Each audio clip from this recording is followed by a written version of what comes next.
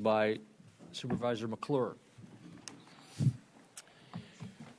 Just a word of scripture, if I might, before I pray. Psalm 67, may God be gracious to us and bless us and make his face to shine upon us, that your way may be known upon earth, your saving power among all nations.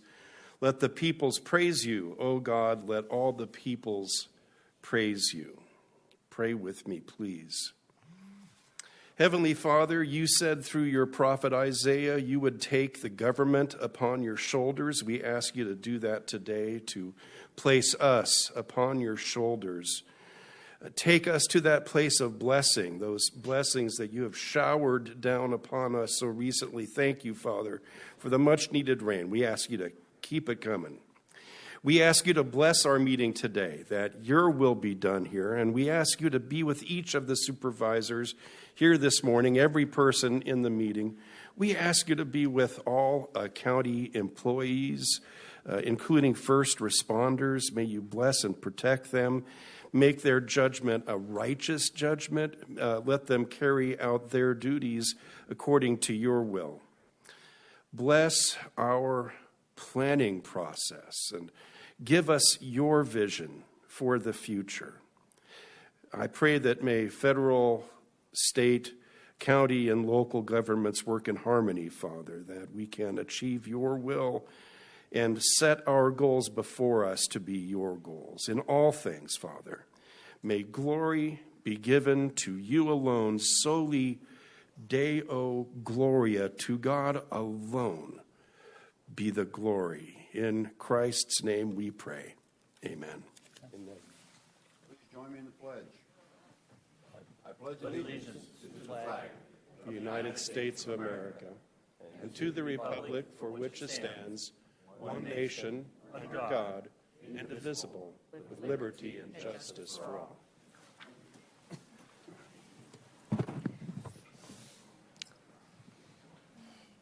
Now I'll call the meeting to order. Chairman, Yes. if I may, before we actually start the meeting, we're having technical difficulties with the live streaming. So before we start, if we can just have IT come over and take a look and see exactly what's going on so that we can live stream the meeting. So do I need to recess, or can we just stay on hold? We can just recess. Okay, so we're going to short recess. Okay. So we're going to come back into session. Sorry about the snafu.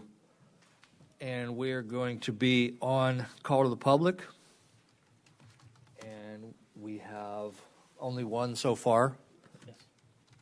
And, of course, everybody be mindful that you got 3 minutes and a warning.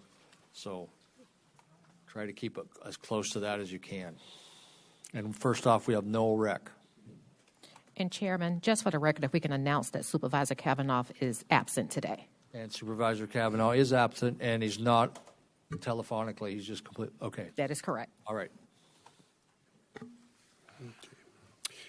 I'm Noel Reck from Casa Grande, and I know this is surprising, but my remarks are going to be very short and sweet today. First of all, I hope you had an enjoyable Valentine's Day with your loved ones. And I want to send props out to City Manager Liu and County Attorney Volkmer for your very clear and concise explanation at the last meeting regarding the employment of Virginia Ross. That was much appreciated. I also want to thank Supervisor Surtee for meeting with me this morning to come to a resolution regarding call to the public, and thus my prepared comments this morning are no longer needed. I do have one request of the board and citizens alike, and please contact your state legislators to stop the political theater and craft legislation that Governor Hobbs can actually sign into law. Thank you. Is there anyone else who would like to speak? Okay, I see none, so we will move on to the county manager's report. Leo Liu. Thank you, Mr. Chairman. Did you want me to go ahead and make the county manager's report first, or would you like me to do the certificates of appreciation? Right. I just saw Leo Lowe. So, yeah, certificates first. Okay. And, we have 4 employees to honor. 2 of them are not here, so I'd like to announce them first. Roxanne Wheeler with the Pinal County Sheriff's Office. Unless she is here, sometimes we don't think so. No, not today. But thank you to Roxanne. She's been with us for 25 years, providing administrative support to the Sheriff's Office. And then we have Mara Gutierrez from the Assessor's Office, who's been with us for 30 years, appraising properties. And she's not present, but thank you, and congratulations, Mara. And then we have two that are here with us today. One of them we did mention at the last meeting, but we have him here today, and we'd like to say a few words and recognize him here in person. Mike Campbell, who's been with the Public Works Department for 20 years, and who is going to be a pioneer on our road recycling endeavors. So I don't know if Mike wanted to come up, and Joe and Jim.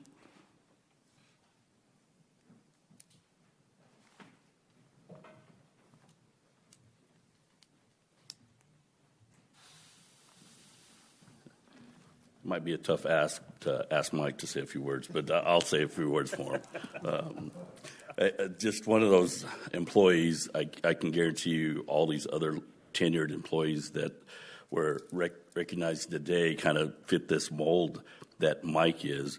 He's one of those foundational employees. Basically, when I say foundational, I mean those employees that kind of came through the ranks, has that high skill set, has that actual hands-on work experience, and is that seasoned employee.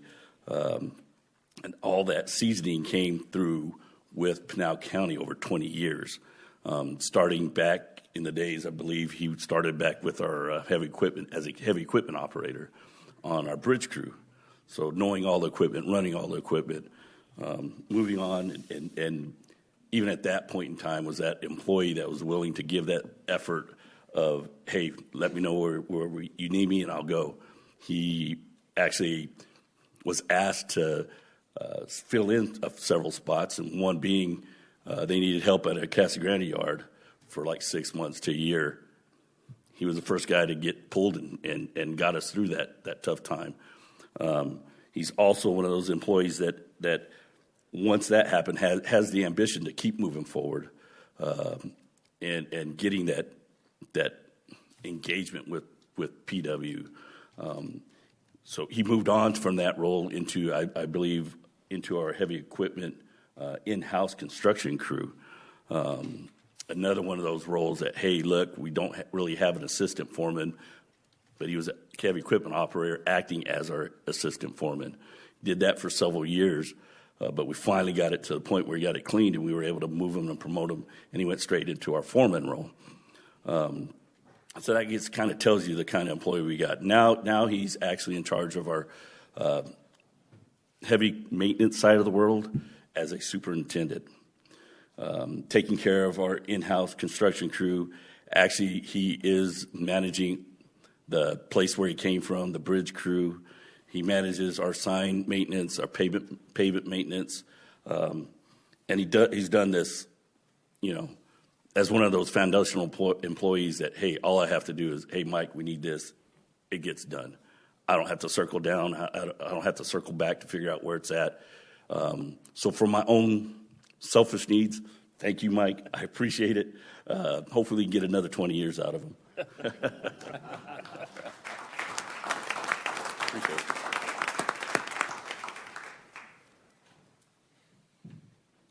And I'd just like to say, too, that how much we appreciate employees like this, because with the construction boom that the state's had, these folks can go make a lot more money in the private sector, and we appreciate it. They know that. They know. So, Don't give them any ideas.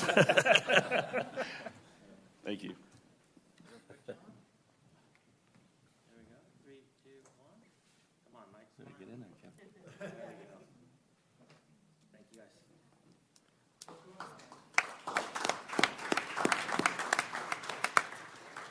Thanks again, Mike, and we do love to see our employees start here, to grow, develop, and then end up running the show and continuing to innovate for us as we move forward.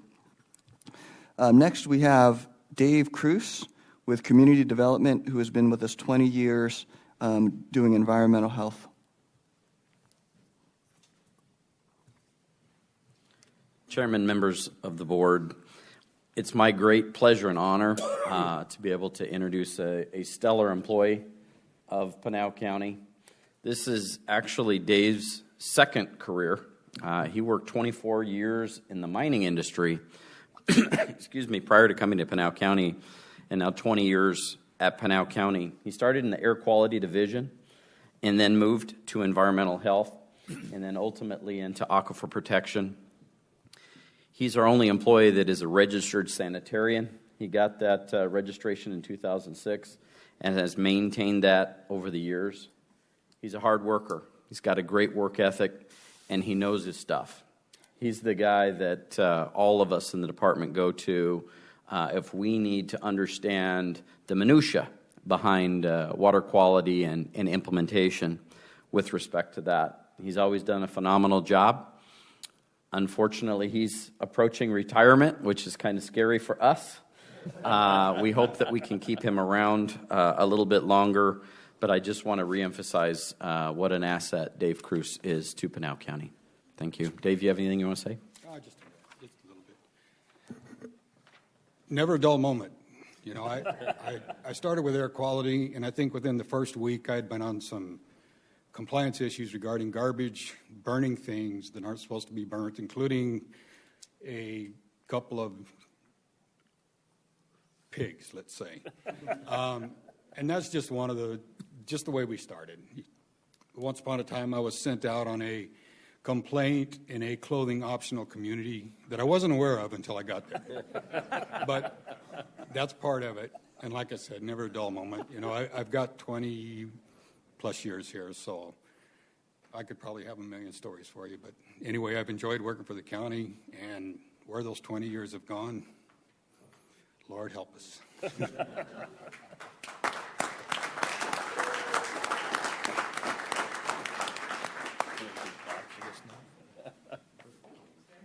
We're going to do a picture, so if we can have everyone come up that have received a reward today. We are.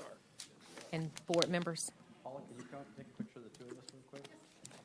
If it wasn't for Paul, I wouldn't be working for the county because she left her job and I took it. Here, I'll sneak it. True story.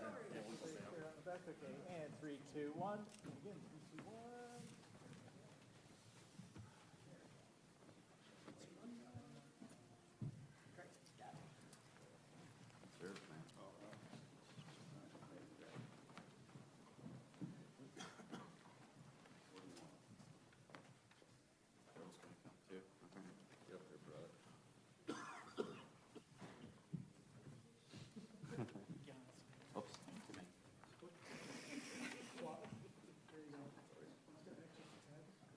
Photoshop a message on that blank piece of paper. That's right. And, okay. And 3, 2, 1. And again, 3, 2, 1. Waiting for the half the butt. Let the dog go. There we go. 3, 2. One more with Mishka in it. 3, 2, 1. There we go. Thank you.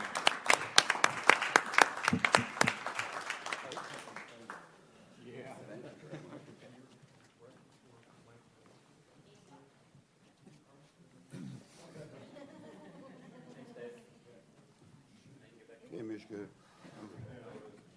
So I just received a memo that the job market is actually terrible out there.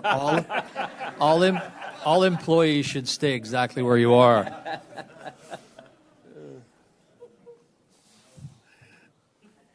Now we're up to the county manager's report.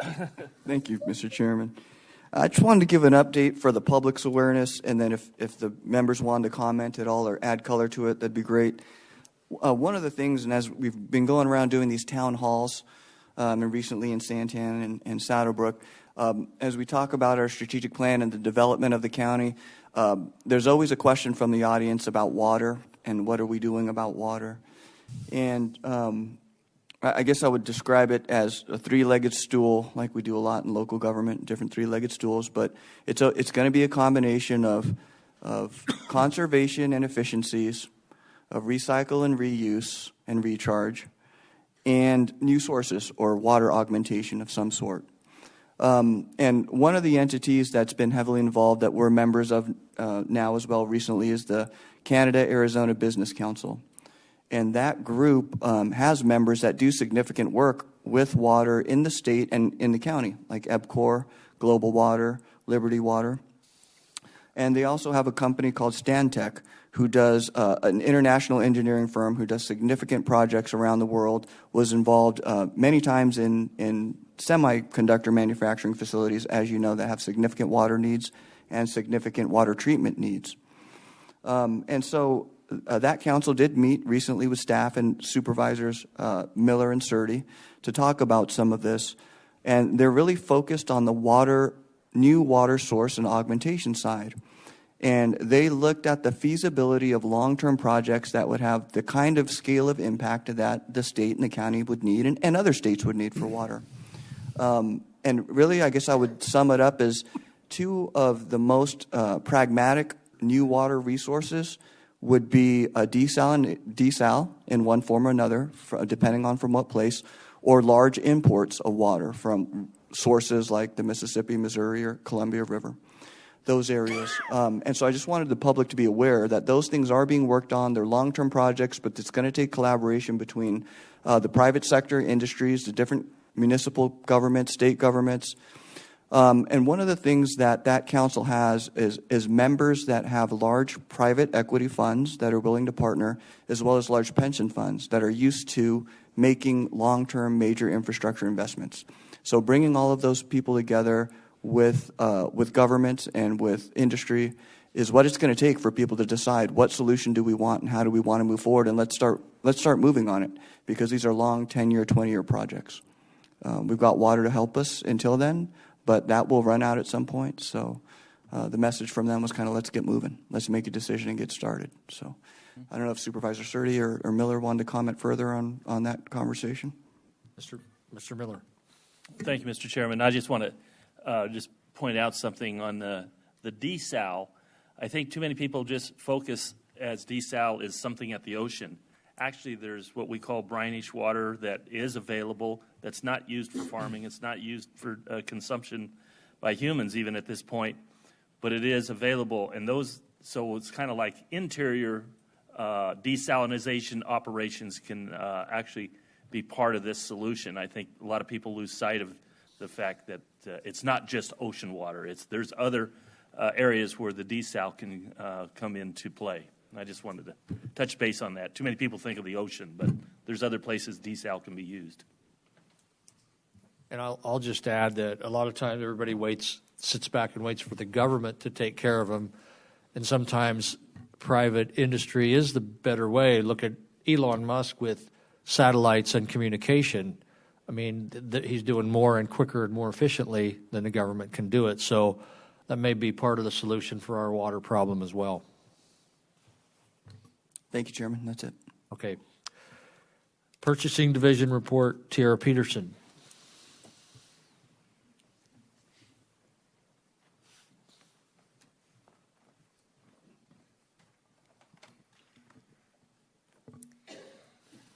Good morning, Mr. Chairman, Vice Chairman, and members of the board. I'm Tiara Peterson, your purchasing manager for Pinal County, and this is your purchasing report for February 15th, 2023. First, the board is requested to approve the following contract amendments. RFP 180523 for debt collection services. We recommend approval of amendment number 4 to exercise the optional extension period through October 30th, 2023 with Valley Collection Service, LLC. This contract is used by the Office of Budget and Finance. RFP 190524 for in-home detention and alcohol monitoring. We recommend approval of amendment number 3 to exercise the optional extension period from February 12, 2023 through February 11, 2024 with the following suppliers: GPS Monitoring of Arizona, LLC and Scram of Arizona, Inc. ROQ 205226 for on-call regional park, trail, and open space planning services. We recommend approval of amendment number 3 to exercise the optional extension period beginning March 28, 2023 with the following suppliers: Environmental Planning Group, LLC and McGann and Associates, Inc. This contract is used by the Open Space and Trails Department. ROQ 205326 for on-call traffic engineering services. We recommend approval of amendment number 2 to exercise the optional extension period from March 28th, 2023 through March 27th, 2024 with the following suppliers: CivTech Inc., Lee Engineering LLC, Greenlight Traffic Engineering LLC, and Y2K Engineering LLC. This contract is used by both the Community Development and Public Works Departments.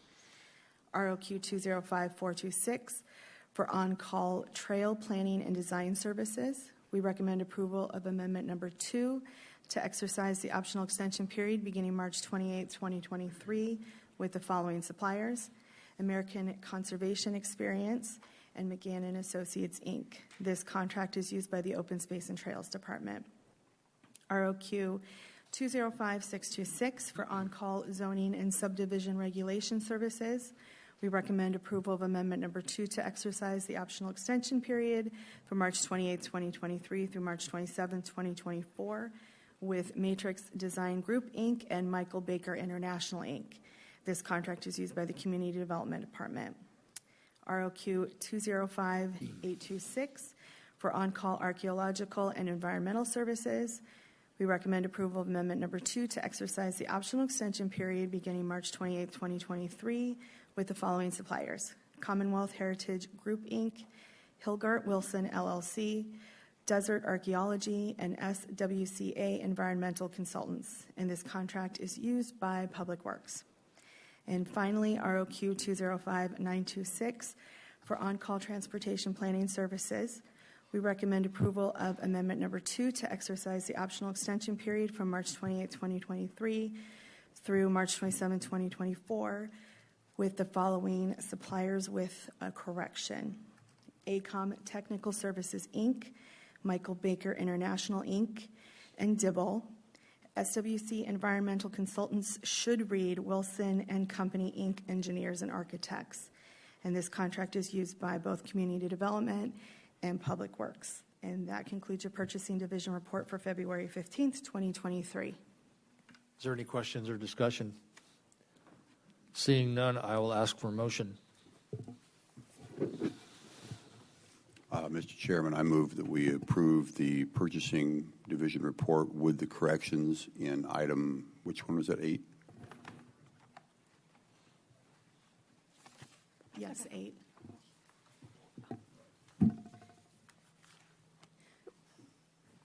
Okay, I can't read lips. Is it on this? Oh, there it is. Well, look at that. How lovely. Approve the Purchasing Division report, February 15, 2023, as presented with the corrections to ROQ 205926, vendor SWCA Environmental Consultants should read Wilson and Company Incorporated, Engineers and Architects. Is there a second? That's what I meant. Second. Second. All in favor? Aye. Aye. Any opposed? And the ayes have it. Thank you. Presentation and discussion on Resolution Copper Project with an update from Mark Cardenas. And Natasha or Leo, do you want to introduce Mark? Okay. Mark? Mark, come on up. Come up. Introductions needed.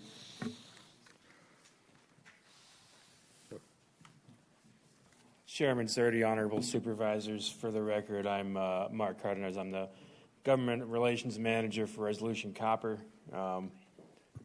Sweet, thank you.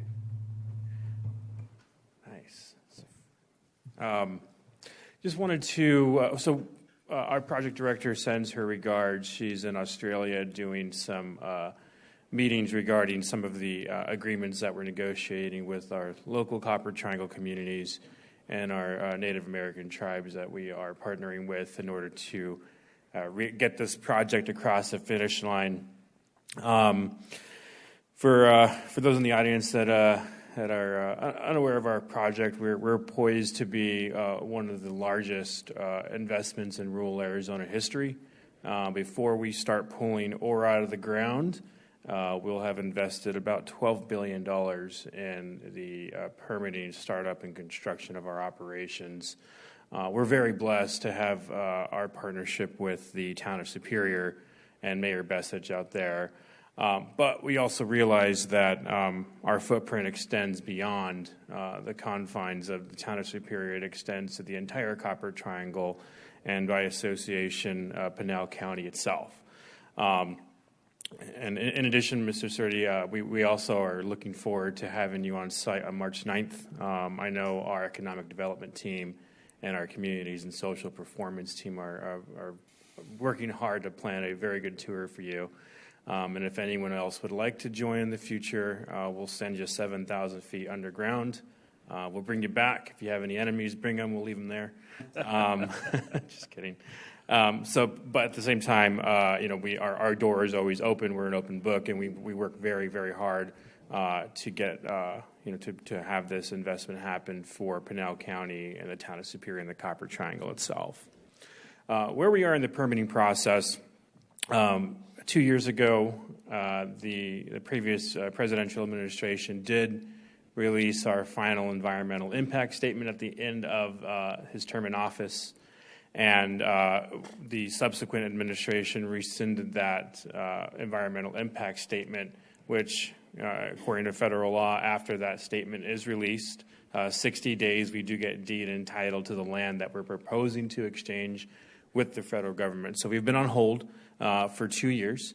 They did that to obtain more tribal consultation, which the U.S. Forest Service did send letters at the beginning of last year to all of our 11 consulting tribes. When that happened, 5 tribes sent letters back requesting a consultation with the U.S. Forest Service and the United States Department of Agriculture. So they did have an in-person meeting, and after that meeting was concluded, the Forest Service did send out another letter asking if any consulting tribe wanted additional consultation. And at that point, 4 out of the 5 tribes that did have the initial consultation said that no, that they were good, and they were good to proceed with the project. And then we have one last tribe that requested additional consultation, and I think that has wrapped up. But also, in order to re-release the final environmental impact statement, they do have to have assessors come in and look at the land that we have that we're going to propose with the federal government, currently being used for wildlife rehabilitation. In particular, the monarch butterfly, which was declared an endangered species last year. A lot of the acreage that we're going to give to the federal government is being used to rehabilitate that the butterfly. And then some of our land in southern Arizona, which is along the San Pedro River, they have to do a reassessment of that land because of the wildfires that have occurred over the last 2 years and the subsequent floods. The value of that land has changed, and that has to be reflected in the impact statement. And so our project director, Vicki Pesce, and our Rio Tinto team in Washington, D.C., are working very, very hard with the federal government to get this wrapped up and moving forward. And when that happens, we'll immediately start investing about $1 billion, sinking in a new mine shaft, shaft number 11, and then start tunneling into the ore body 7,000 feet underneath the earth to get the character and feel of it. Now, County Manager Liu, just in kind of to go off of your comments regarding water, Rio Tinto and Resolution Copper are also trying to be part of the solution as a private business. Back around 2010, when the Central Arizona project was experiencing a surplus, we did purchase the excess water and then put it into the ground a little bit north of Florence. But at the same time, that only gets us to about 80% of the water that we'll need for the entire life of mine. Our mines in the province of Quebec, Canada, and our Escondida mine in Chile have invented new technologies called filtered tailings and dry stack tailings, it's essentially a big washing machine drum that once we're pulling the concentrate out of the ground, we put it in these big drums and spin the water out, recapture that water, send it to our water treatment plant, turn it back into drinking water standard, and reprocess it.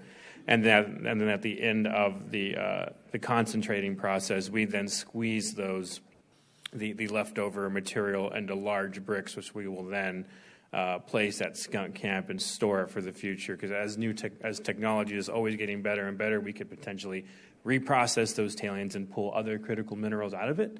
And so once we've actually invented those technologies, they don't exist at the scale that we need. So we're working on that right now. And once that happens, we'll actually be able to potentially sell some of the water that we've banked in the ground to municipal and county users in the future. So we're trying very, very hard and investing our own money into being part of the water solution for the state of Arizona. Now, last, I wanted to invite the supervisors here and anyone in the audience who was interested. We did release the parameters for the Resolution Copper Scholarship. They're on our website, and I think the due date's in about a month or two. But we do award not only a four-year college, but also trade school scholarships to local high school students in the Copper Triangle area.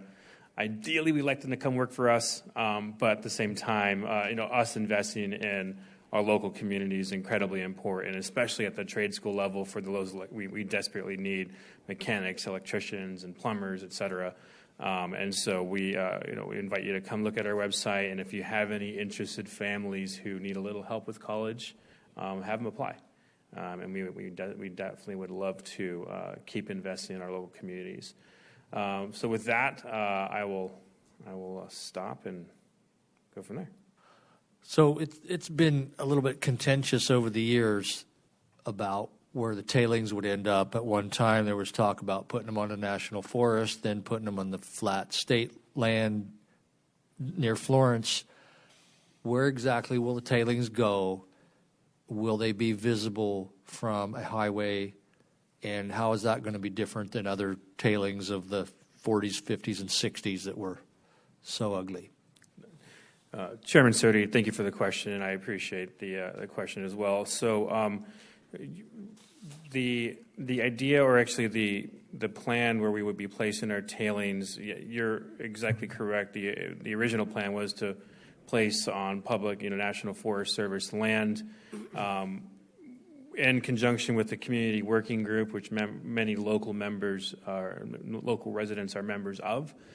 We've identified Skunk Camp, which is, I think, by Kearney, which is currently state land. That was identified by the community working group as an acceptable place to place our tailings. And so hopefully this year we will be, the state land department will be conducting an auction for that land, which we will then purchase and then use to place our tailings. And as I mentioned before, the dry stack tailings process squeezes all of the water and attempts to squeeze a lot of the harmful chemicals out of it. So those bricks will be placed there out of sight from the public view. And if anyone's had the opportunity to look and to drive into Superior, we've already reclaimed a lot of the tailings that were kind of an eyesore for the town of Superior that were left by magma copper. And so we plan to do the same thing at Skunk Camp, which is once we finish placing tailings, and as we're placing tailings and taking over parts of the land, we then plan to revegetate those areas as well. So it kind of looks like as you're driving in Superior, you really can't tell where the tailings are. So had some turnover. I mean, we're all familiar with Heston Klink. He's now moved on. You have Dave Richens now, which a lot of us know. Are you keeping him in order? Chairman Sodi, yes. Heston Klink was the one that introduced me to Resolution Copper, and I was a contractor for him before they asked if I would go in-house. He's also in Australia, in Perth right now, which I think right now we're kind of jealous of as it's a little cold today. But Dave is a fantastic gentleman, a good mentor of mine. And he also is very, very big on the youth that work at our company. Many of our Resolution Copper Scholarship recipients now work at our company. And so he and I are actually working on development plans for many of them to one day take my job and maybe hopefully take Dave Richens' jobs, because we'd like to retire sometime in the future.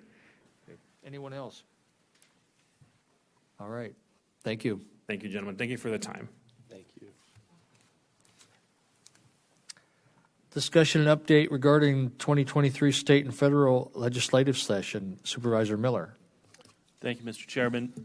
We didn't have a meeting this last Friday because everybody was in Washington, D.C. at the NACO.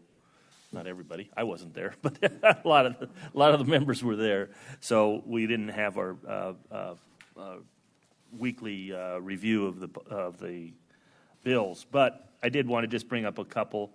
I think it's today. 2543 is going to be there. So if you can weigh in on that, or you want to sign in and support, that'll be for funding of the 24. I think is exactly where that goes. And there's another one that was an action alert that came in this morning to me that was Senate Bill 1309. They're asking for people to oppose because this will allow fireworks to be projectiles into the air. So whatever your thoughts are on that seems to be the hot item over there at the state, at the Senate level today. But we'll have a more complete, we are meeting on Thursday to catch up on all of the bills, and I'll have something for the next meeting. Unless there's some bill that you want me specifically to look into for you. That's all my report is today. All right, thank you. Next up is the consent agenda, and of course, all items indicated with an asterisk will be handled with a single vote as part of this agenda, unless pulled by a board member or a member of staff. And it's a little confusing this time because we are pulling several, and some we want to postpone. So I believe item Y and Z are going to be explained by Chris Keller. And we're going to pull H, and AA and AD. H, Y, Z, AA, and AD. Natasha, maybe you can explain. And if anyone from the public would like to pull any others, we'll hear that as well. Did I hit on everything? Yes, Chairman, you did. So we are pulling items H, Y, Z, AA, N, A, D. Okay. And with no one asking for any other to be pulled, I'll ask for a motion.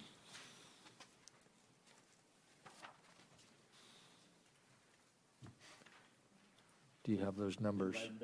Yeah. Repeat them one more time for the motion, please. So consent agenda items A through AH, we're going to be pulling items H, Y, Z, AA, and AD. Mr. Chair, I'd make a motion that we approve the consent agenda with the removal of item H, Y, Z, AA, and AD. Is there a second? Second. All in favor? Aye. Any opposed? And that does pass. So now we will come back and let's have Chris Keller explain in AA or AA. What, Pick one. yeah. Mr. Chairman, members of the board, for items Y and Z, legal would ask that we withdraw those items. We would like to present corrected items at the next meeting, so we're just asking to withdraw those items. And they'll come back at a further time. Right. Okay. That we have to do a little correcting on the language on both of those items, so we will re-enter those and bring them back probably the first meeting in March. All right. Can I have a motion on getting those pulled and brought back later? Mr. Chair, I'd like to make a motion that we pull items Y and Z. If we can just clarify, that's going to be to withdraw. Withdraw. Yes. Yeah, withdraw them. So I'll rephrase my motion. Mr. Chair, I'd like to make a motion that we withdraw items Y and Z. Is there a second? Second. All in favor? Aye. Aye. Any opposed? And the ayes carry that. So, Y and Z. Item number H. Yes, Chairman. I pulled that particular item. For item number H, just for clarity, on the item description for H, it has Supervisor District 3, but for the record, I wanted to state that this is not a Supervisor District appointment. This is a appointment that was recommended by the IDA Attorney John Fry. So just for clarity, if the board recommended motion could be approve the appointment to the IDA board through August 21st, 2024 as recommended by the IDA attorney. Okay. Is there a motion on that one? Mr. Chair, I'd like to make a motion that we approve item number H as recommended by the ID attorney. Is there a second? Second. All in favor? Aye. Any opposed? The ayes have it. And now, Chris, you want to talk about AA? Thank you, Mr. Chairman. For item AA, legal would ask that you continue this item to the March 15th meeting, 30 days essentially. We have been led by the planning department and by code that they are making progress on this piece of property. So we would like to give them some additional time to see if they can come into compliance. So if we could continue this item to March 15th. Okay, is there a motion on that? Mr. Chair, I would ask that we continue item AA to March 15th. Is there a second? Second. All in favor? Aye. Any opposed? The ayes have it. And that shows also that the county is willing to work, and we want to see that progress, so we appreciate that. However, we're up to AD, and this one does need some discussion. So how will we? Go ahead, Craig. Yes. And Chairman, just before we get started on that, we do have outside counsel on the phone, Andrew McGuire, because, of course, he is special counsel as it relates to this particular item. Okay. Please begin. Good morning, members of the board, chairman, county manager, and supervisors. Let me put this to the side. We are requesting that the board authorize the county attorney to go forward to the Superior Court to enforce the hearing office decision and to take any other action necessary to make sure this property is cleaned up. For you to completely understand the dynamics of this particular property, we do have neighbors to this property who are present today and who I believe would like to say something. If I can, who would like to start? Come on forward. Okay.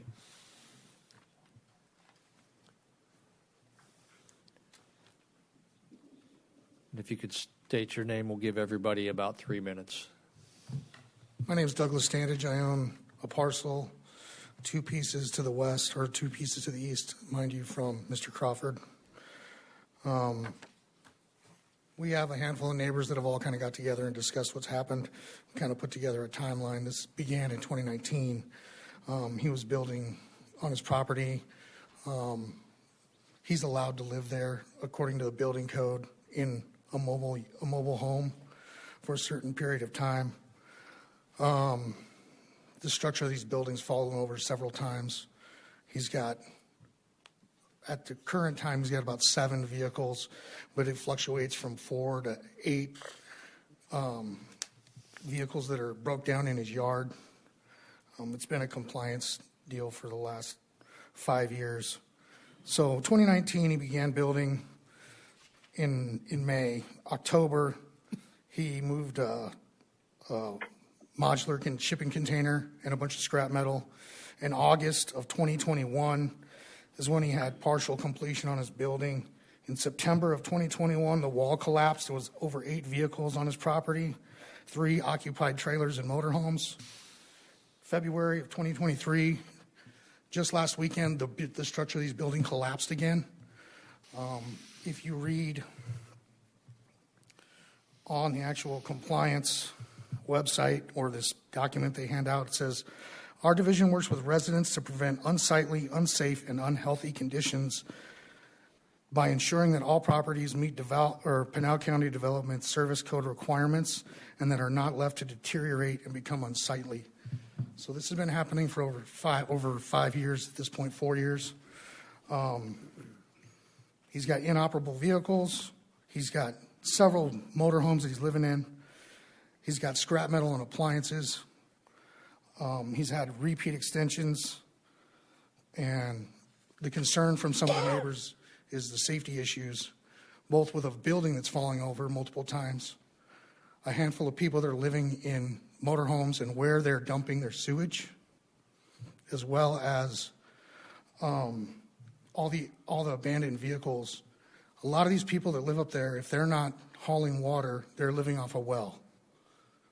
And if there's a bunch of abandoned vehicles that have oil, antifreeze, if there's hydraulic fluid, stuff that's leaking into the groundwater, what are we doing as far as making sure that it's safe for the residents in the area?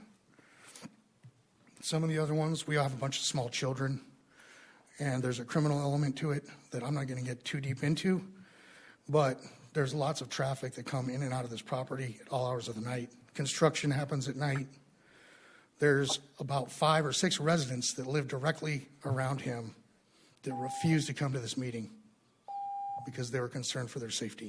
Natasha, is this the same rules as a public hearing where we can interact with the speakers, or do we need to let them all finish? You can let them all finish first, Chairman, and then the board can interact. Okay, thank you. Thank you. Thank you. Anyone else like to speak?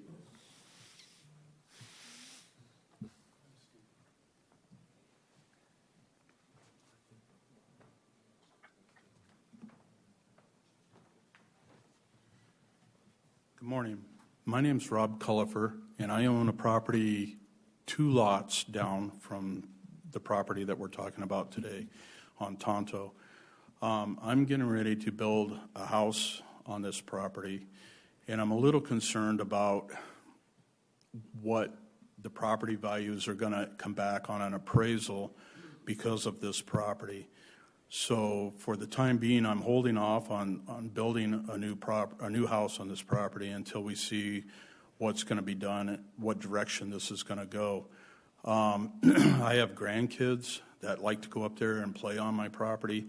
We won't allow them to right now because of the neighbors and the guests that they have in and out of this property all the time. So for that reason, it's off limits to my grandchildren right now. I would hope that we could probably get some kind of a resolution to this so that everybody could move forward. Thank you. Anyone else?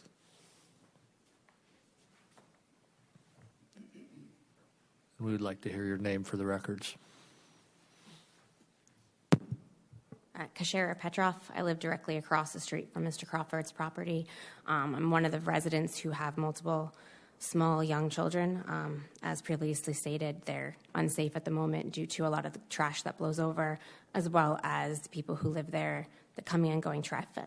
As far as some other concerns that we have a well house and a well that's directly below Mr. Crawford's property.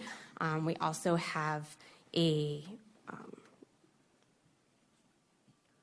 where all the water drains down the side of our property. Mr. Crawford has repeatedly washed out cement trucks. We currently have our entire wash is full of oil filters and gas cans that keep coming down from his property, antifreeze bottles, things like that. We've been there for about 2 years now. Some of the guys have been there before Mr. Crawford even started, like they said, and it's just an ongoing issue and just keeps getting worse. Thank you. Anyone else?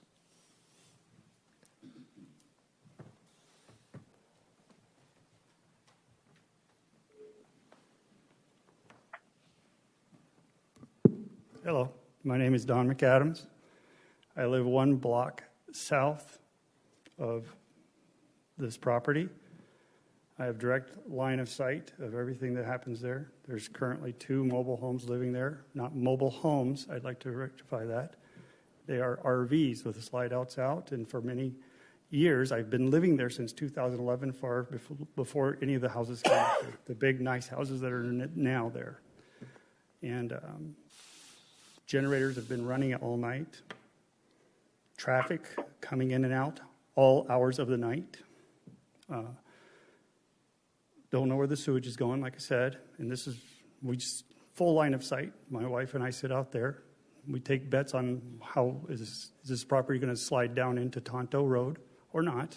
And when the property next to them, not the one we're talking about, these railroad ties they put up, finally caved in, we thought it was going to come down onto Tonto, the 10-foot railroad tie wall with no anchors or anything, just built it. They also had, a couple years ago, and a blue RV came in there, Class A, just a piece of junk, parked up right next to this property with the RVs in it. And they facilitated these guys. And there was 5 people living in this RV, 5. They came from out of state or from Mesa or somewhere. And it took sheriffs and us fighting tooth and nail to get rid of them, like 3 weeks, 2-3 weeks. And the sheriffs did a great job, don't get me wrong. But there was a heavy criminal element there at that time. I know it's not building code at this, but we're afraid to have kids come out, everybody. I'm a guy that loved the stars and loved the beauty of the whole neighborhood. I now have, due to what's going on up here, over a dozen do not trespass signs and cameras, a half a dozen cameras all around my house and a loaded gun with action in it next to my bed. This is how I live, and this is unacceptable. And the building code is what you deal with, but I know the sheriffs are listening because I know most of them at this point, and they're doing their job the best they can. But what are we supposed to do? When these people were coming around onto our property, one of them ended up on my patio with my wife, and I chased him down. Okay? And I had to sit there in front of this property with these 2 Class A, fifth wheel RVs, chasing them all down behind another guy's house, a guy named Steve that just sold his house. He was out there trying to steal. And I chased him down. He went and hid behind Scott's, I think it's Scotty's place. Anyway, chased him down there till the AJ police came, until the Pinal County sheriffs could come and back us up. And I wouldn't leave because 2 doors down was a family with 3 kids. Okay. If you could wrap it up. Wrap it up. Okay. Anyone else?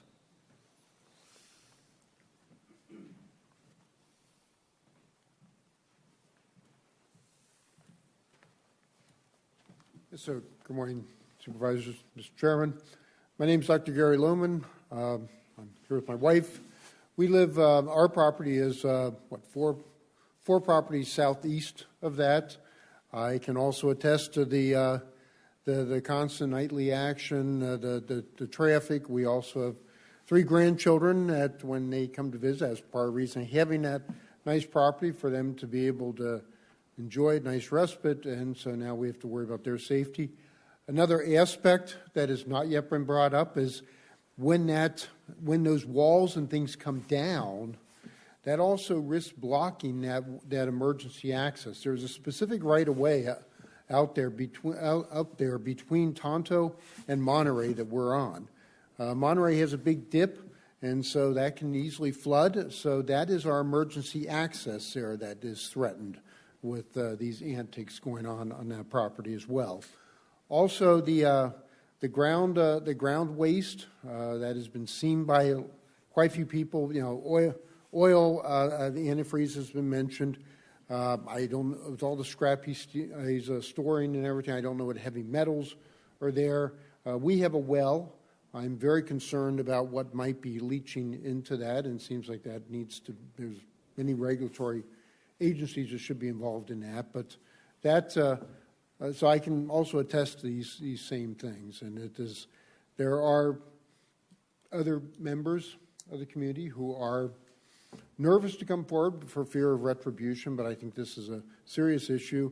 There are properties being developed. There's 2 properties currently being developed, as one was already mentioned. Of course, appraisals will be crucial for those as they develop them, and that can affect their appraisals. That affects also the rest of our properties. So it's health, safety, value, all in one, and safety access. Thank you. Okay. Anyone else? Okay, looks like no one else. So some very disturbing things. A lot of people don't know that to build any wall that's over a certain height, you need a permit. And if they're going all the way to 10 foot, that is very troubling. And also, all of you folks, I believe there are maybe photos and videos. If you guys could get those to the county's attorneys, I think those could be useful because, it's a big county and our code enforcement folks can't be everywhere, especially after hours. So if you have photos, I would encourage you to get them to staff. And do you have anyone else?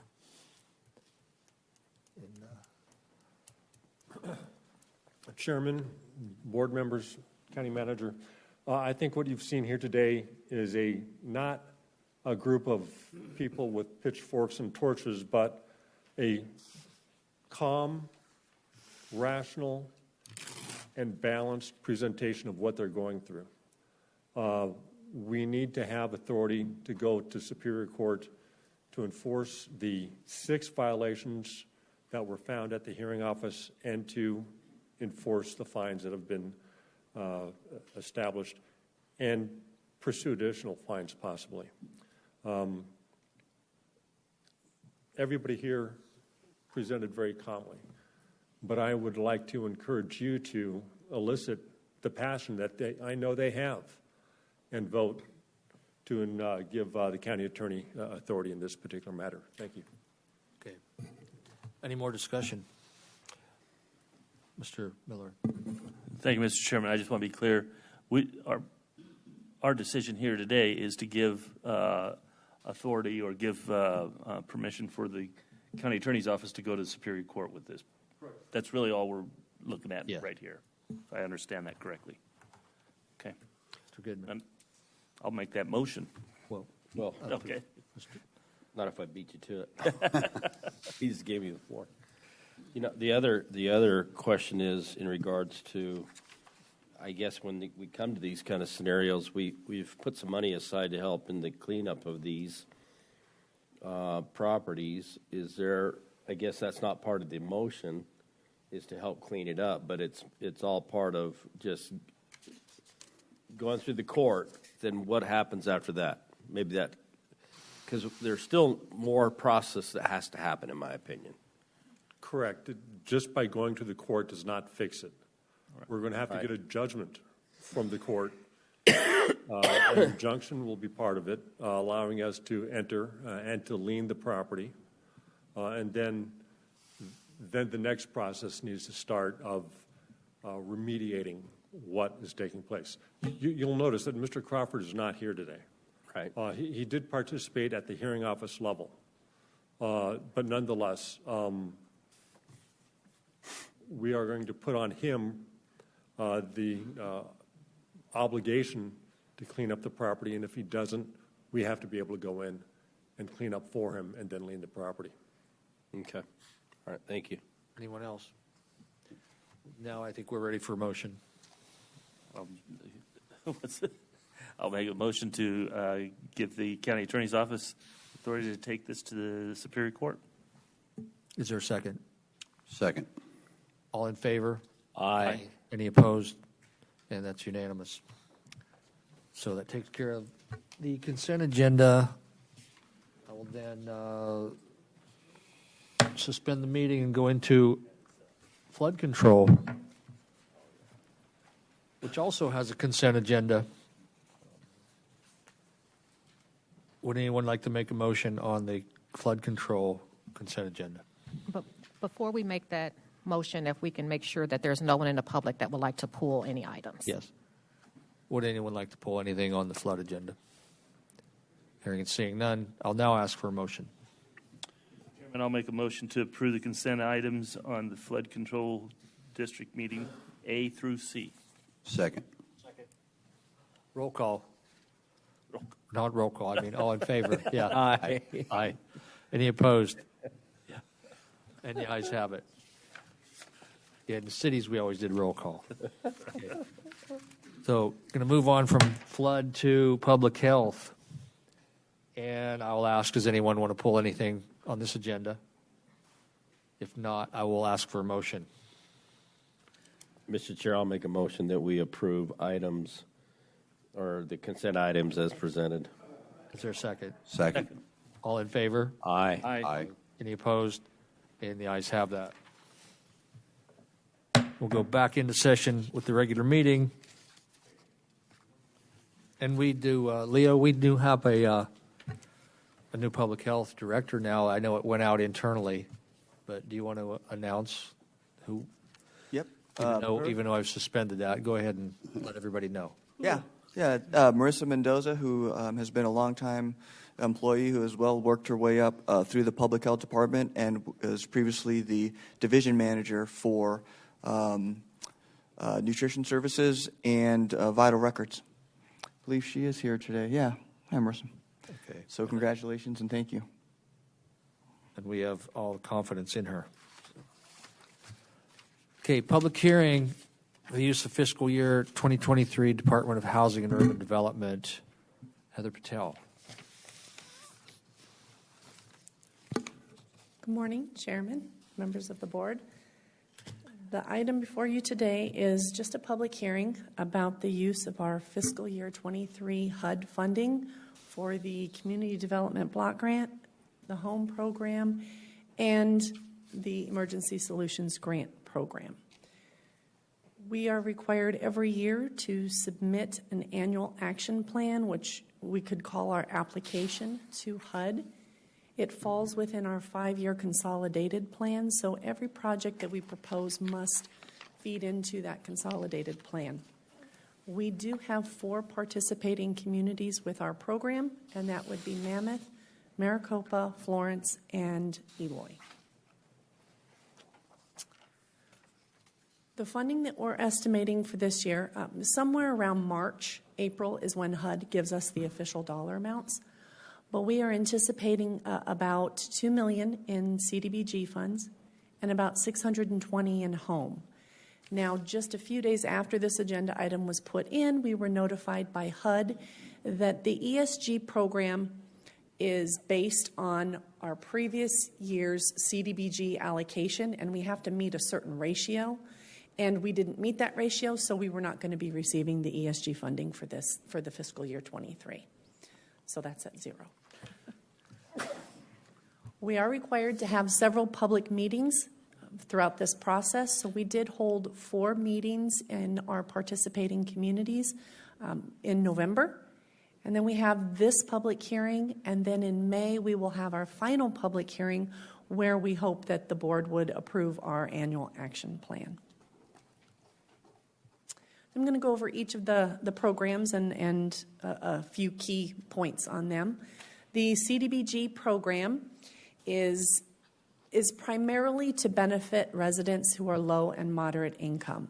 We can also do projects that address slum and blight nature, which is more when an area is declared a redevelopment area. The CDBG program is very versatile in the type of projects that it can do, so long as it meets those national objectives I just mentioned. So we can do a lot of different things. This is just a quick list of what we've done. Pinal County has been an urban county, has had that designation since 2019, which means we're getting our money directly from HUD. Prior to that, we were getting it through the state of Arizona. So this only reflects what we have been doing since we became an urban county. These are the list of projects that we have been doing in our partnering communities. And for this fiscal year 23, we are proposing a combination of what is up on the screen here. So we do set aside administrative costs as pays for staff. And we also are setting aside some money to pay for our consultant who will be helping us complete our next consolidated plan, which is for the fiscal year 24 to 28. We would also like to put some funding into our housing rehab program, specifically the emergency repair program. The Colonial del Sol project, we may want to set aside some money for that. We are hoping to complete the installation of the main lines with ARPA funding, and then this would be the individual connections to the homes. And then finally, our Randolph project, we are using our fiscal year 22 funding to do sidewalks, curb and gutter, and we need just a little bit more money, so I'm going to set aside a little chunk out of 23 to help finish that project off. Our partnering communities were asked to submit their requests to us by February 6th. The City of Eloy would like to do some improvements to a major intersection within the community. Florence would like to do some removal of architectural barriers or ADA improvements to both the Senior Center and Heritage Park.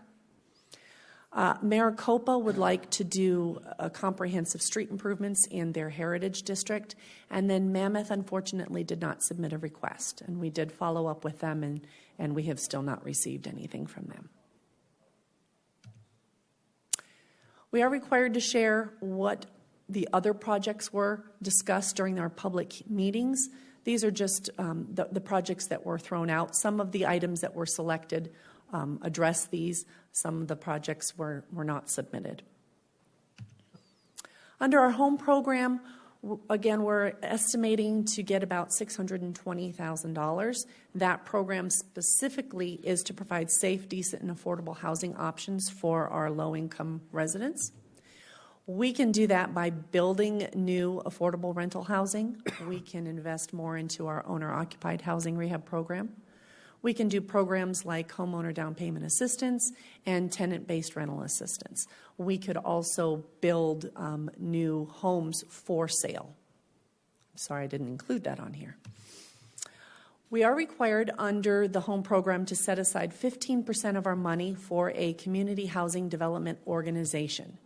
Right now, Chicanos por la Causa is the only one of our partners that is a CHODO, but we do have some other partners that are getting their documentation submitted. So with that 15%, we are required to use that with a CHODO's selected project. And then we are required to provide 25% match. Generally, this will come in the form of our partners. When they do a project, they bring in the match. We have received home funding since 2020, and these are the projects that we've done each year. But in short, we've invested in our own housing rehab program. We've also funded Chicanos por la Casa to do a rental project in Casa Grande, about 176 units, and that's spread over multiple years. And then we've also provided funding to Habitat for Humanity to build homes and then sell them to low-income households. And then some administrative costs. So what we are proposing for the fiscal year 23 is to set aside our administrative costs, finish out the Chicanos por la Casa project in Casa Grande, which will take care of that CHODO set aside, and then a little bit extra. We would also like to put more money into our housing rehab program, and then finally Habitat for Humanity would like to do a third home. Again, our ESG program is no longer going to be an option for us this year. So next year, it could come back. And I will skip right past that, but I do want to point out what we have been able to do with the ESG program over the last 2 years, and that is to provide rapid rehousing, which means we get people who are homeless into long-term housing, help them pay their rent for a certain period of time, help them get more sustainable income, and then hopefully they can stay that way. And then we also are doing improvements over at the HOHP Transition Center. I do want to point out that we do provide technical assistance to not only our partnering communities, but to also any member of the public who is interested in bringing forth a potential project for our consideration. We make sure that all of our meetings are accessible. And we do have policy, a grievance policy for the public to file any complaints as it relates to the program. And we are required to also have a citizen participation plan. Those items are on our website. Our timeline at this point is that, again, I'll come back in the beginning of May for our final allocation plan approval. Then we submit that to HUD, and sometime in the fall, we will be back before you again with our subrecipient agreements for our participating communities, and then they will be able to start their projects. And that is all I have, unless you have any questions. Are there any questions or discussion? Mr. Miller. Thank you, Mr. Chairman. Heather, can you explain that ratio on the ESG just a little bit more so I better understand how can we hit that ratio? Right. Well, it's not really up to us. So CDBG is a very, I'm sorry, Chairman, Supervisor Miller. The CDBG, HUD has a very complicated formula for how they determine how much money they put out to recipients under the CDBG program. And based on that, there's another extensive formula on how they decide who gets then the ESG money. So we had to reach a 0.5 ratio compared to the CDBG money and all the money in the CDBG program nationwide, and it didn't quite meet that 0.5%. So then they just say, well, no, you don't get it this year, and maybe next year when they do the calculation again, we'll get it back. It was kind of a surprise, to be honest, in 21 when they sent us a letter and said, hey, guess what, you're going to get ESG money. But that's when they did the calculation at that time and said that we reached that. So we don't ever ask them for it. It was just something that they were giving to us. Okay. It's unfortunate because we do need the money. Yeah. Well, it seems like it's difficult to figure out which action we might take that would help us. It's kind of a guessing game in a sense. Right. We really can't do anything. Again, it's a calculation. The CDBG program looks at income. Okay. It looks at population. It looks at a whole bunch of different factors on how they determine what states will get, what other urban counties, what entitlement communities will get. And so that's why our amount changes every year. In 2019, we received 1.3 in CDBG funds, and last year it was 1.9. And so it changes every year depending on how much money they put into the CDBG program nationally. Okay. So we can't really do anything. I guess I don't want to get too far off the topic, but you brought up a couple of things here that piqued my interest, and that's when Habitat for Humanity sells a house. Well, first of all, is it out on the open market for the mortgages, or do they have a flexible mortgage for people like that? And then I'm going to go a little bit farther. Is there an opportunity for us to use some of our CDBG money to offset mortgage rates to make it palatable for somebody to buy a house? Does that make sense? It does. Chairman, Supervisor Miller. Okay, so the way Habitat for Humanity works is that they primarily get a lot of donations, but the money that we provided was about $90,000 for each home. Okay. And they'll use that money, they construct it, and then they have applicants who meet a very strict criteria with them. I mean, they have to have good credit scores. Yes. They're be in a certain lower income bracket, and they work with them really hard to make sure that they're not going to stop paying their mortgage. Right. And in doing so, Habitat is essentially the bank. Okay. They're the banker. They have zero interest loans, and that helps to keep the homes affordable for the families.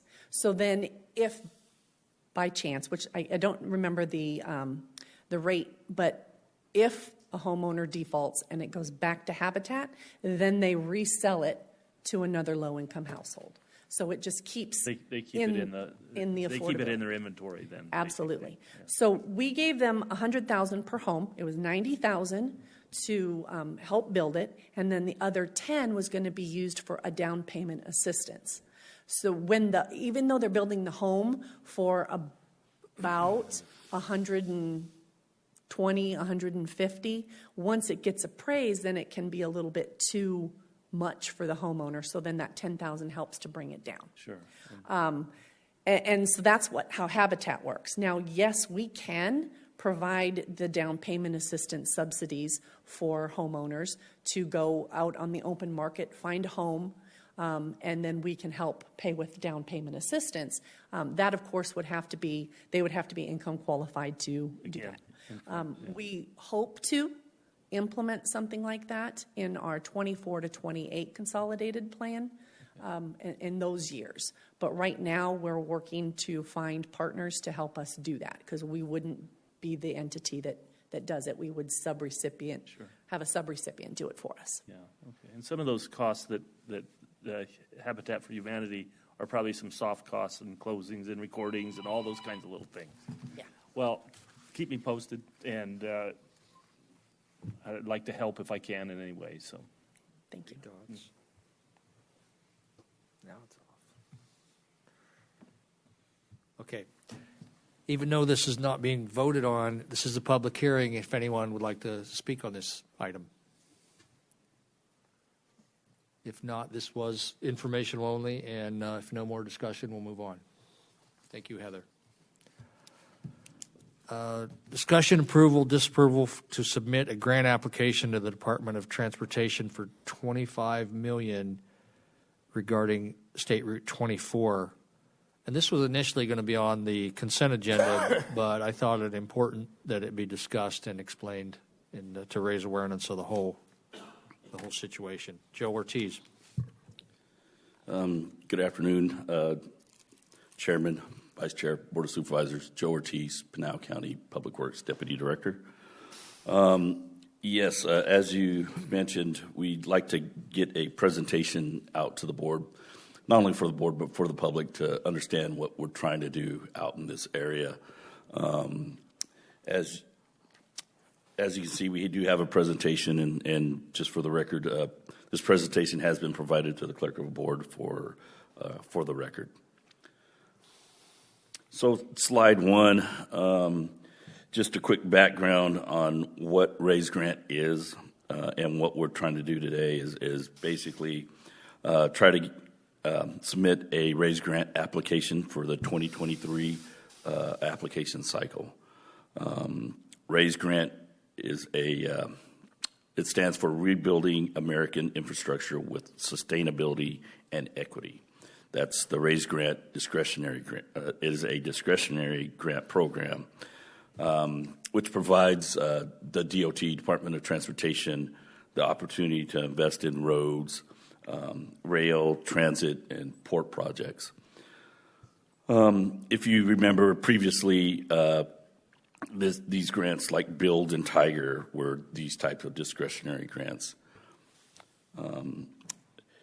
We are hoping, well, just to let you know that this is a competitive grant, and we're hoping to get an award up to $25 million, but there's no guarantee we will get a grant, period, much less up to the 25. We'll keep our fingers crossed. The application does have a deadline of February 28th. So just give you a visual of what we're trying to apply this application in dollars for. It's for the first phase of what we consider State Route 24 from Ironwood to just west of the CIP, if you know this area, which will connect into eventually a Central Arizona Parkway.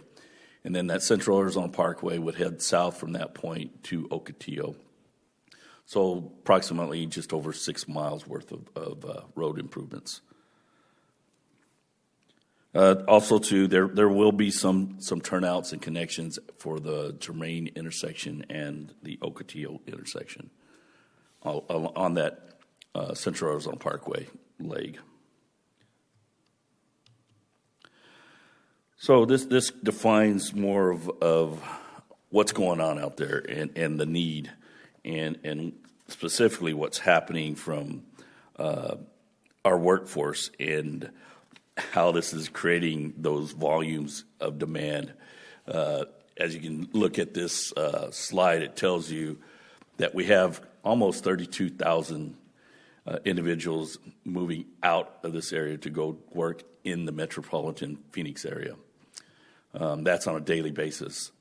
We have approximately only 1,555 coming in to our Santan area. So from an economic standpoint, this is kind of driving what's happening with the volumes out there. This kind of the sad numbers, that 700 individuals that are basically working in that Santan area, that live in that Santan area. We're looking at economic opportunities to help increase that number, but as is today, those volumes are really putting a demand on our arterial roads. Anybody that can go out there right now, it's an obvious need. If you take a look at Ironwood, it's over the capacity limits right now. So the obvious needs are here today, but in the future, the growth that's happening, as you can tell, that the way it works is everybody keeps moving out further and further from that East Valley, that metropolitan area, to find housing, and that housing area ends up being Santan. So our numbers on volume of traffic is not going to get better. It's only going to get worse. And this slide here kind of tells you what this dollar will be utilized for, and that's for that phase one. That phase one includes State Route 24 from Ironwood east for approximately just over 2 miles, just west of that CAP there. And then from that point, it'll head south as part of the Central Arizona Parkway all the way to Ocotillo. That's what we consider phase one, and that's what this grant would be applied for.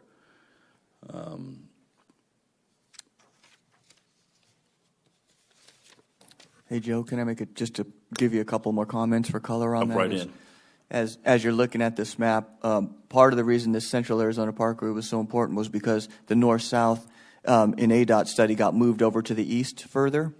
And so the hope was if it was west, then the Santan, Florence, and Queen Creek folks would have been able to get up there to the 24 easier. So the Parkway is an additional solution to ADOT's determination to move north-south further east.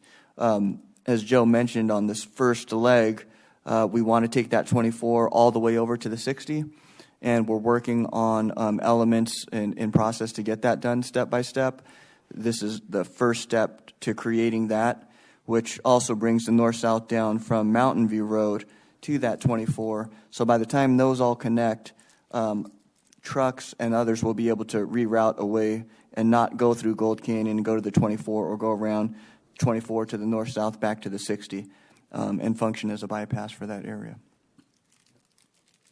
I appreciate that, Leo, because just because we're talking about our phase one of our project, we're still keeping in the back of our minds of the ultimate master plan for that whole area, which includes the north-south, the extension of the 24, the connecting to the US 60, and eventually the second phase of Central Arizona Parkway. But as Leo mentioned, I think once those legs get connected into 60, hopefully that'll be some reliever for that bypass of the Gold Canyon area. Mr. Chair, may I just make Yes. And Mr. Ortiz, just for clarity, $25 million, so we're talking 6 miles, so $4 million a mile. Yeah, That's about good. what roads are running. Just for the public's awareness. Well, I wish. You wish. No, actually, just some rough estimates on what the cost for that project. I know on the slide itself, it talks about $89 million for total construction costs of this phase one. That's the construction cost. We've already committed several million in for just the design, and that's all just local dollars that supporting that initial design. And that our dollar that we're probably estimating by the time we get this in play for construction is going to be closer to the 150, especially if we have to do acquisitions for right away. So yeah, this is sounds like a lot of money, and it is, but relative, But it's just to show that, it costs a bunch of money to build these roads that we need to get around, and that's all I'm going for. Correct. Appreciate it. And I want to thank Leo for pointing that out, that a lot of people are disappointed that it's already not being talked about all the way to 60, but you can't get there until you get here. And then almost any road gets built in little chunks and pieces like this. You can't do it all at once. And this is a big part of getting it moved along. Mr. Goodman. Thank you, Mr. Chair. And I think the other thing is there's multiple sources that we're going to as far as financing on these type of things. For instance, last year, I think it was Representative Cook. Yeah, that guy.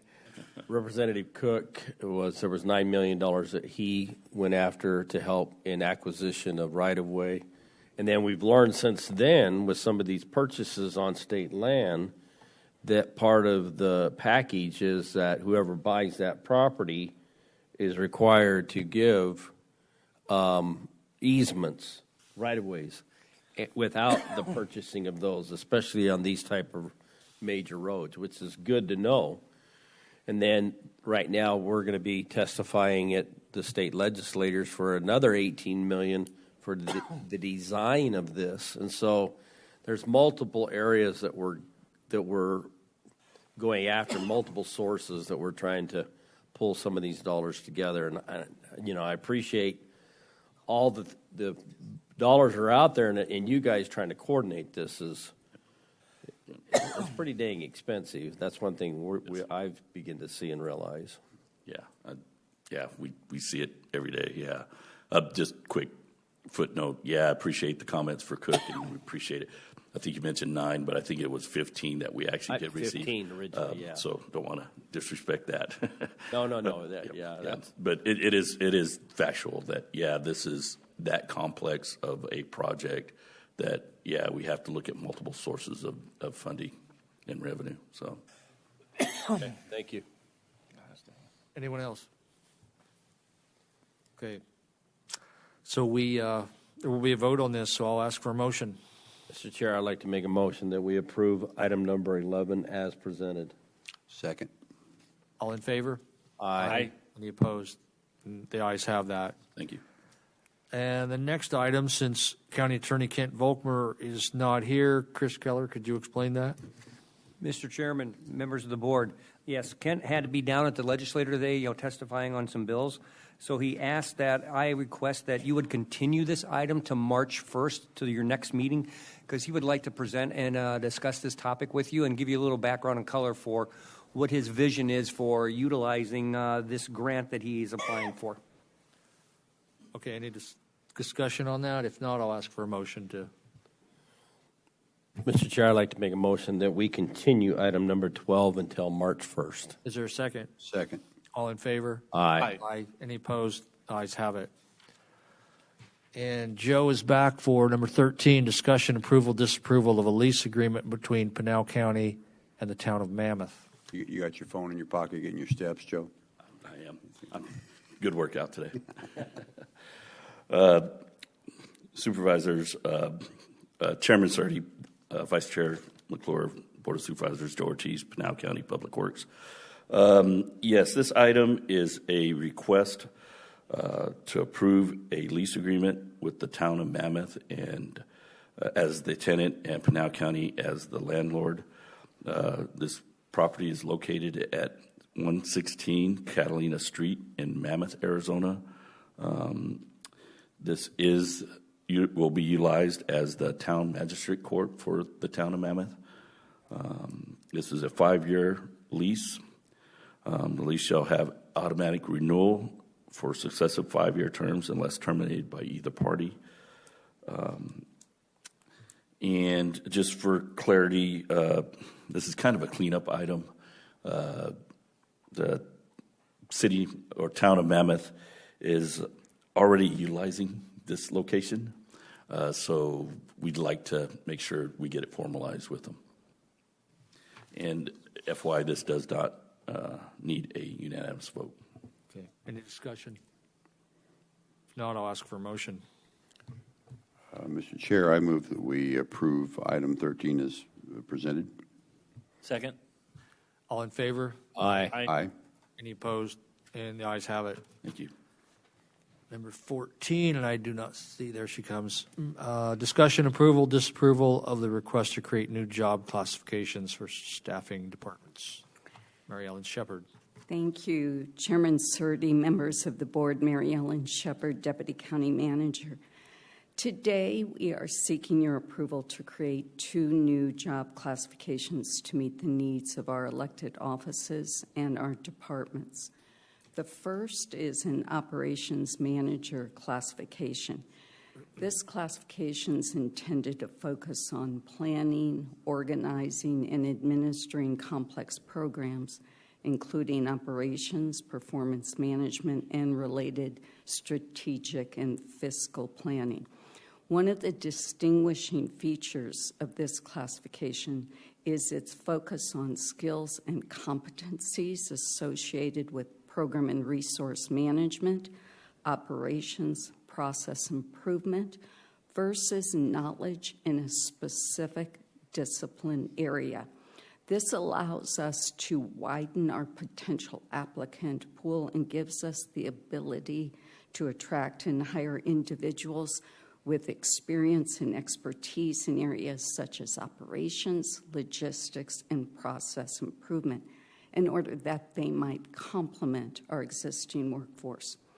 Currently, many of our classifications require experience in the specific discipline area, which means we are excluding otherwise competent, qualified managers of people and resources and processes.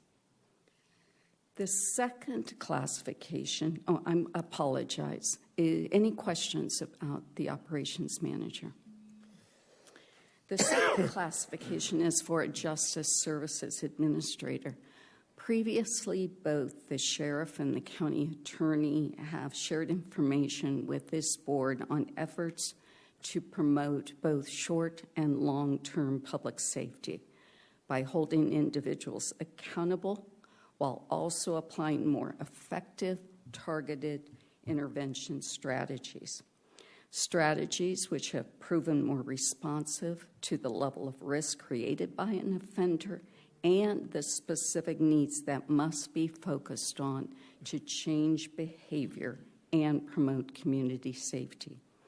These programs have been discussed in the context of reentry and diversion. The role of managing these initiatives is currently performed under the classification of probation division manager. The new title and specific duties more accurately represent the actual responsibilities intended to cover each stage at which an individual may enter or come in contact to the justice system.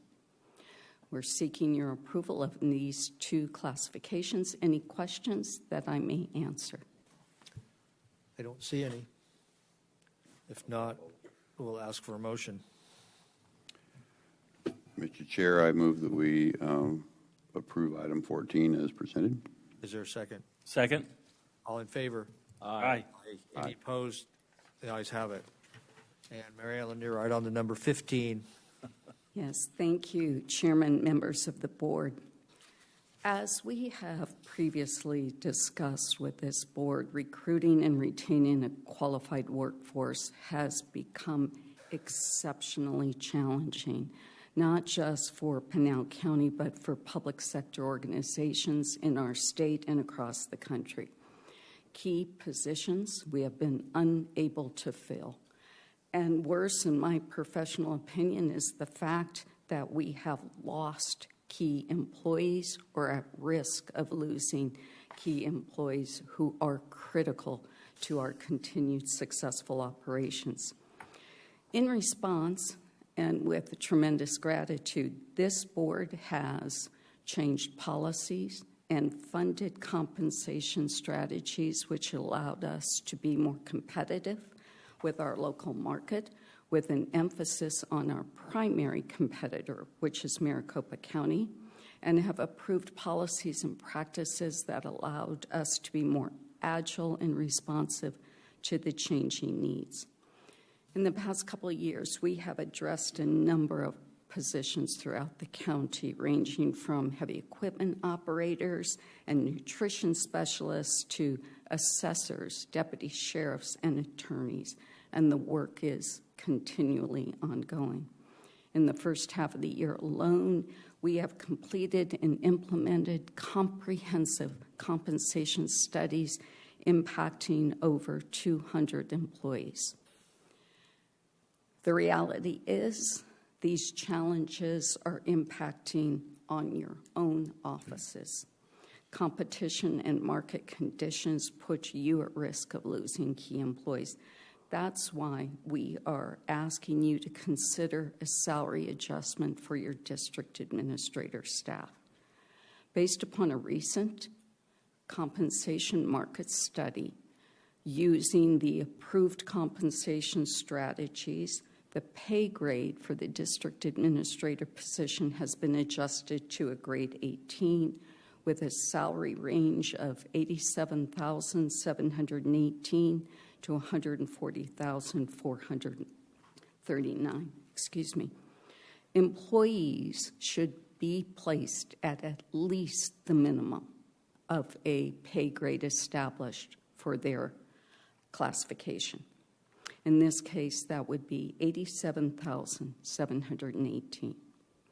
However, to promote consistency, we are seeking your approval to apply a placement range strategy consistent to the approach that we have used for the other classifications and positions that I previously shared with you today.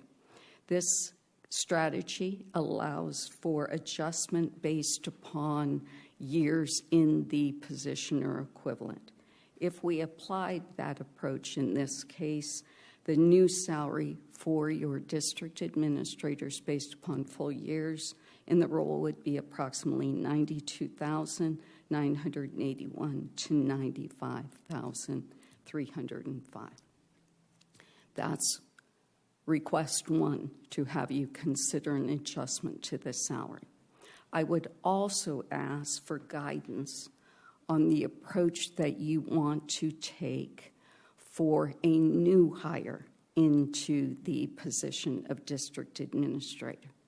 By county policy, elected officials appointing authorities have authority to place up to the midpoint for pay grades similar to this. And in this case, that would be up to $114,000 without approval.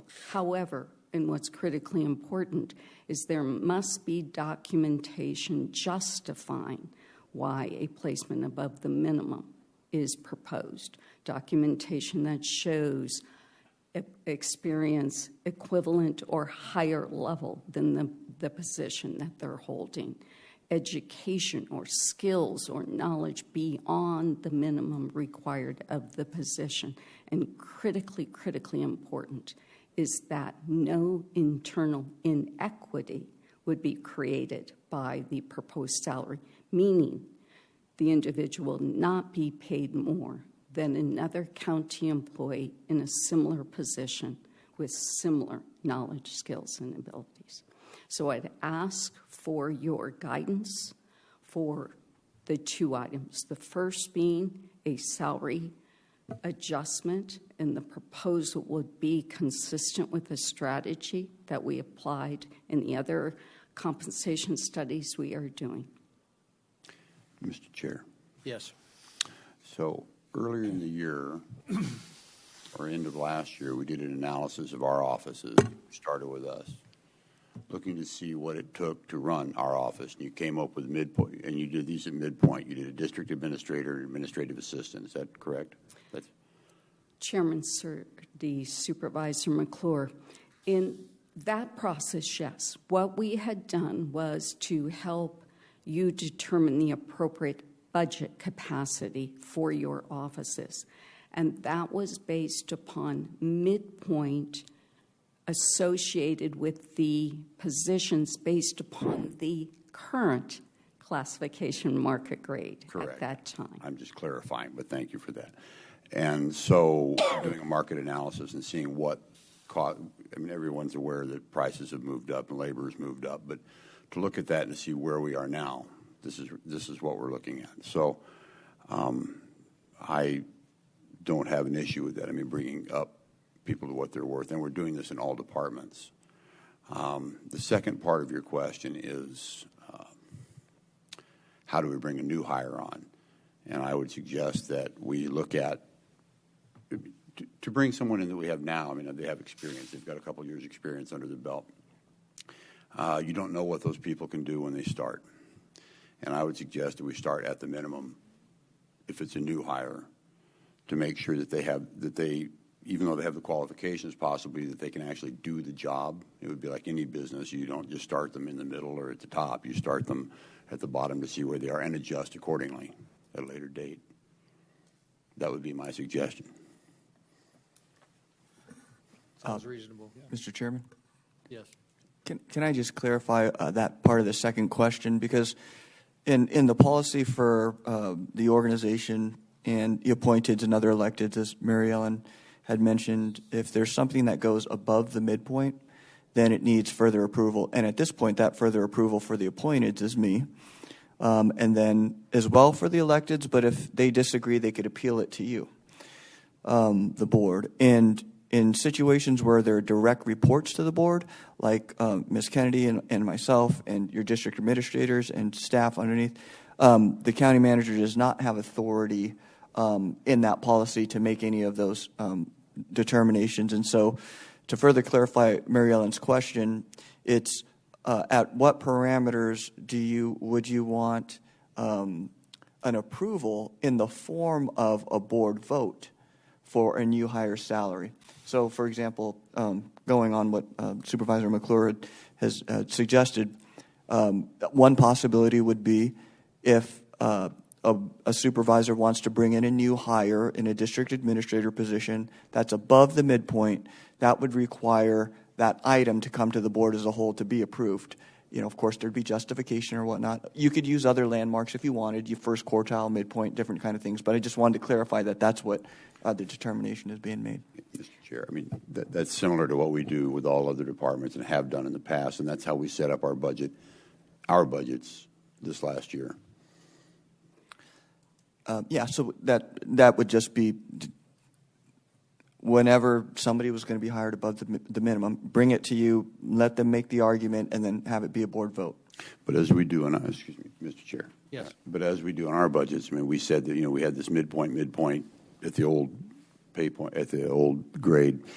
And we said, if you're in that midpoint range and you're in here, okay, operate here. If you want to go beyond that into the next quartile, then you had to have that was a majority vote. Then you had to have a supermajority vote. Then you had to do a unanimous vote if you went to the fourth quartile. With the budget. Yep. With the budget. So if it's similar in that respect, if you want to bring someone in above the midpoint, it needs to be qualified, but also that we should be at least a majority vote or a supermajority vote to do that, to maintain the budget numbers that we're trying to maintain.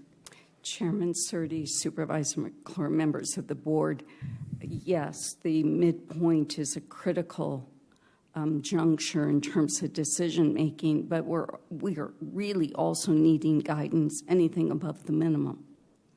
And the reason I say that is wanting to ensure consistency and equity. So if a board member would come and want to hire a new individual and that salary would place the person above an existing employee in that role, and it would put me or the county manager in the position of debating with a board member saying no. And so how do you want, and I'm just being very candid, how do you want that to be handled if there is since we don't have approval authority, do we bring it to you? If there's a question, do we bring it to you so you all weigh in? Or Are you comfortable applying the policy that exists for others, allowing each of you as individuals that discretion to pay up to the midpoint, which we completely support as well? But I wanted to put this out there for your consideration, so we're going into this with eyes fully open. Anyone? Yes, Mr. Miller. Thank you, Mr. Chairman. Just for clarity. So I have a new hire, and I want to bring that person in maybe 3,000 above what the minimum is. Then, so your question is, can that be done internally, or does every one of those, anything above the minimum, comes before the board? So that's the decision we're trying to make here on was that the second part of your presentation? Chairman Surdy, Supervisor Miller, yes. What discretion? Which discretion do you want? And where do you feel most comfortable? Is it at the midpoint? Mm-hmm. And again, which the county manager currently has approval. Is it at a lower level? Is it any time where, in order to ensure inequity, given your offices and the relationships you have with each other? Yeah. And to Mr. Chairman, yeah. and to this policy will change someday with a different board here. Certainly. I mean, so that's at the comfort level. I don't know. Chairman Surtees, members of the board, just to give you, hopefully not more to confuse it, but some additional parameters. Another option you may say, determine, which is similar to what Supervisor McClure has described, is you may determine, okay, we'll allow up to the first quartile, which is 100,000. So there's all kinds of parameters that are at play here. Okay. And that pertains to new hires, right? Is what we're talking about at this point. Chairman Surtees, Supervisor Goodman, yes. This particular topic is placement and range for a new hire. Okay. And then the first part of this salary adjustment discussion is placement and range for your existing staff. Yeah. Okay. So, Mr. Chair. I'm good with the range. Oh, I'm sorry, Mr. Chairman, but the second part is, how do we go forward with this one? Where is everybody's comfort level? For existing? Yeah, well, for the new hire. Or for the new hire? For the new hire. And first quartile was what? Range? 100. The first quartile for the grade 18 is 100,876.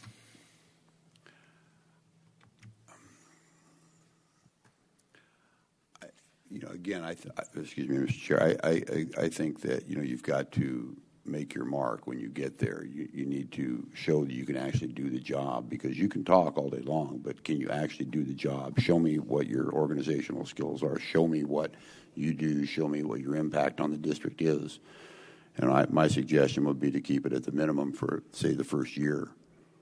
And then because every year we're going to come back with an adjustment of some type, and then come back and look and see when you do an assessment of the job capability, then adjust after that. That'd be my suggestion. And I said before, that sounds reasonable to me. I mean, it might be mutual also. They may not like working for the county as well, so let's make sure that it's a good fit. It's the, if I may, Mr. Chairman, as a supervisor, I've hired a new hire. I have an expectation that may not be the same as your expectation of what I need in my office. If I feel like they're meeting that, do I have the flexibility at the 6-month probation to make a move off of the minimum at that point? It's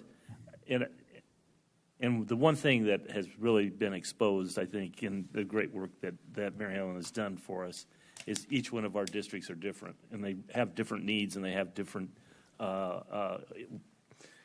no one of us is given exactly the same task to our district administrators. I mean, seriously, so it's got to be the fit for that district, probably more than anything, as each individual. And in my thoughts, if Chairman Surdy hired a new hire and then he got him in there and he wanted to give him some more money, I would leave that to his discretion pretty much. I mean, I think that's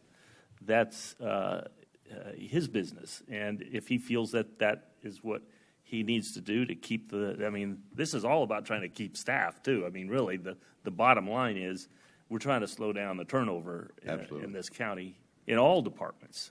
So I think there should be some flexibility there on each one of us that, for our direct staff.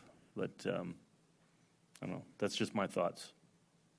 And that sounds reasonable too. I'm agreeable with everything. But, Mr. Chair?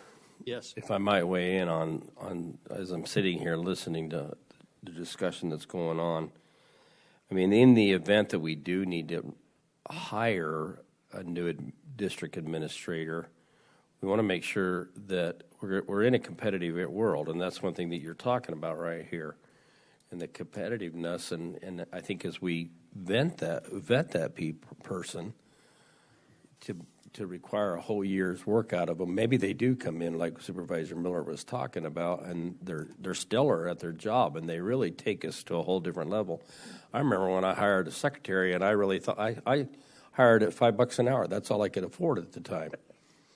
But the premise was within a matter of 6 months, that young lady was unbelievable because she took me from here to here in the business world. It was amazing what she did for me.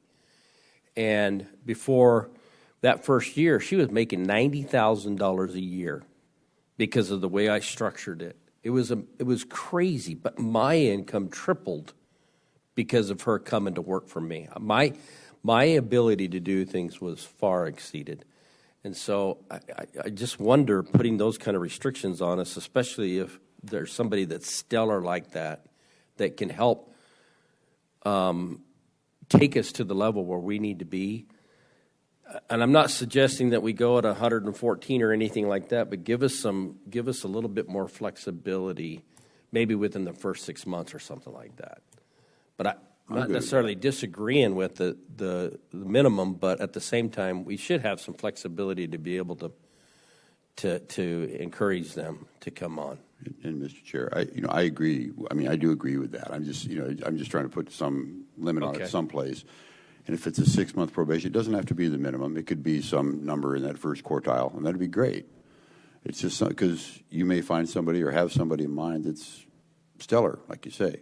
And all I'm just trying to cap it someplace so we don't just go through the roof. But also trying to keep everyone in place so that we don't have to get somebody new and start the whole training process again and over. So we've got to pay people what they're worth. Right.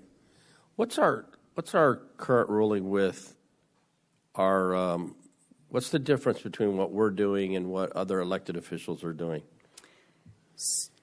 Chairman Surdy, Supervisor Goodman, the current policy allows for an elected official and appointing authority to pay up to the midpoint without further approval, as long as the justification is clearly documented, consistent with policy, and the salary does not create an internal inequity. Okay. Above the midpoint requires county manager approval. If there's a disagreement between an elected official and the county manager regarding that above midpoint placement, it comes to you, the board, for consideration. Mr. Chair? Yes. If I could just weigh in on that. Yeah, I don't think we should be any different. Now, if we put more of a stringency on us, that's up to us.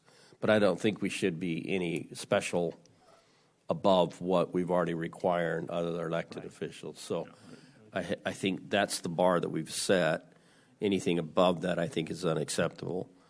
But if we want to put a little bit more restrictions on ourselves, I think that, kind of set the example maybe. So this motion is going to be very complex, creative, whoever reads this. Are we ready to make one? Can I make one more Sure. comment? Mr. Chairman, and I what I really appreciate about all of this is I think for us, the four of us sitting here today, is we want transparency. We're not trying to hide anything with anybody on any salaries or anything that we do with our staff or anything. So, I really appreciate that. But I do think that we ought to have some individual discretion on our personnel that's going to be working directly with us. So I'd want to scoot it towards a little bit more flexibility on the front end at the beginning. So Yes. So am I hearing somewhere in that $100,000 range? That first quartile? That first quartile, okay.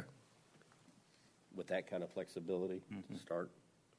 And then the ability to increase in 6 months after that? Start at start in the first quartile and be able to move up after that, sure. Okay. As a probationary period and to see that they can do the job. Yeah. Okay. So why don't you go ahead and, I'm sorry, Mr. Chair, I'm overstepping my bounds here. Yeah. I'm going to look to the left side for this motion. Well, I would just want some clarity. Are we having two motions? Is it one motion? How do we? Because you have two components to this. We have to weave these two together, I guess, or is it two separate things that we're voting on? Chairman Surtees, Supervisor Miller, so as I'm hearing it, is a motion to adjust the salaries of current district staff consistent with the placement and range strategy based upon years in the position, and hiring of new district administrators consistent with county policy, with the exception of a limit at the first quartile. Okay. Can we just Is that say what I ditto? heard, though, on that? Is that in the Can you just say diddle? step 18? Did you use the range? No, I mean, I'm sorry. This 18 was the step. The pay grade is a grade 18. Pay grade is. Just want to make sure that we. And Chairman Surtees, Supervisor Miller, establishing of pay grades is under the authority of the county manager. Okay. So we're not seeking your approval to establish the grade. We are seeking your approval by virtue of guidance you've given us to bring salary adjustments to this full board's attention. Okay. And this will also challenge future supervisors to go out there and recruit for this position, because county staff doesn't necessarily help. This is on us to represent our own districts, and this is a reflection of us. So future supervisors, we won't all be up here forever. So we need to keep that in mind. This is very, very important for the representation of our districts. And what was that term you used? The $100,000 range. What was that? Quartile. Quartile. All right. To hire in at the first quartile. Okay. Hire within the first quartile. So I'll attempt at this motion. I see Miller's not really going to step out there, so I'll step out. I'm usually the one that messes up. So I'd like to make a motion that we approve item number 15 as follows. First of all, the salary adjustments for the district administrators be done based on years' experience, years in that particular position. And the second aspect of it for new hires is that we put a cap for new hire at that first quartile, and with the ability to adjust within the first 6 months to bring them up to whatever level that may be, midpoint. Can't go above midpoint. Midpoint, After. without the approval of the board, of the rest of the board, or a supermajority, right? Supermajority, yeah. Okay. Yeah, supermajority, that's probably the best way to go about it. Natasha, you get that? We get it covered?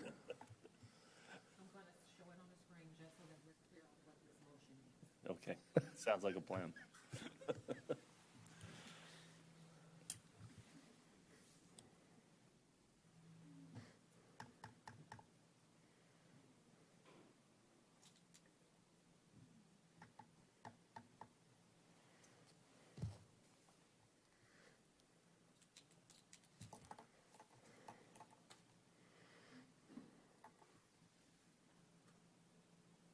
Is this a 30-word a minute typing or the 60-word a minute?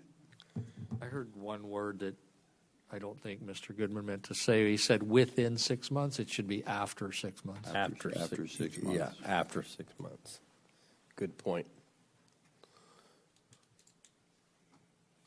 Maybe I did mean Day that. 2. Good catch. Yeah. After 6 months. Chairman Surdy, members of the board, while they are typing that, let me publicly apologize for the confusion associated with this agenda item. Compensation is not easy to communicate and navigate, so I appreciate your patience and discussion around this topic and helping us get to a plan that makes sense for the county. Well, we're easily confused. Speak for yourself. Yeah. I'm curious as to why you're taking the blame. And you know what I say, Mr. Chairman? What? Where there's confusion, there's profit. Did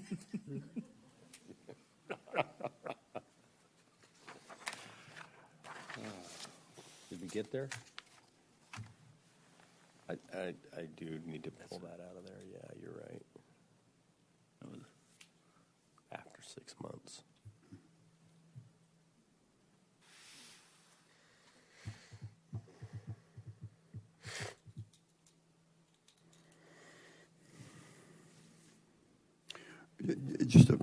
Mr. Chair, just a point of clarification. Are we adjusting minimum qualifications here at this job, or are we leaving things like they are? Chairman Surdy, Supervisor McClure, as a part of our compensation analysis, we always look at minimum qualifications as well. So those are being reviewed, but no specific adjustments being made. At this time? At this time. And the reason for that is it's a balancing. We want to ensure we're able to bring in qualified individuals and not limit based upon a specific degree requirement or something established that may make sense in the metropolitan areas with university but would not fit for us here in Pinal County, while at the same time ensuring we maintain high standards and high quality. This goes back to item 14 with operations manager type of conversation. Okay. Exactly. Okay. You ready? Yes. Okay. So what do I need to, nobody seconded that other one, so it didn't go anywhere. So I got to make it up again.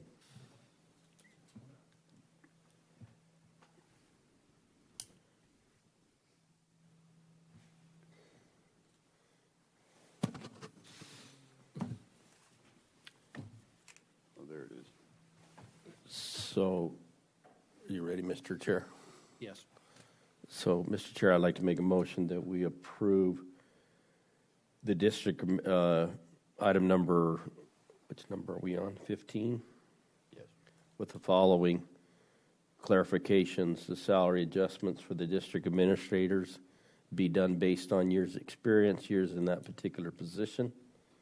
And then for any new hires, is that we put a cap for new hires at the first quartile, first midpoint without the approval of the board, with a supermajority with the ability to adjust after the first 6 months to bring them up to midpoint.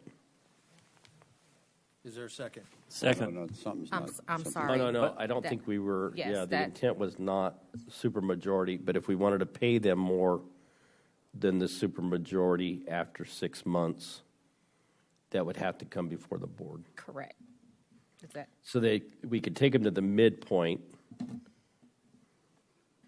No, from my understanding, and correct me if I'm wrong, so the actual new hire will be capped at the first quartile up to the first 6 months after probation. After probation, then if you bring it to the board, so after the first quartile, the action will be required to come before the board. Is that correct? Chairman Surdy, members of the board, if I may interject, here's what I heard. That new hires, you could bring them in at a salary up to the first quartile. Then after 6 months, you had the discretion to bring them up to the midpoint without further board action. Basically, in doing that, you are consistent with the approval authority in place for other elected officials. You've just established some additional checks. Okay. So let's just take out with a supermajority. So if I may. For the midpoint. For new hires, we put new hires may be hired up to the first quartile. After the first 6 months, salaries may be adjusted up to the midpoint without further, or at the discretion of the individual board member. Okay. And beyond any of those points, it would be a supermajority. I mean, after the midpoint, it's a supermajority to bring it above midpoint. Yeah. Which is what we established in our own budgets. Exactly. Right. Okay. Right. Okay. Let's attempt it again. Mr. Chair, I'd like to make a. Oh.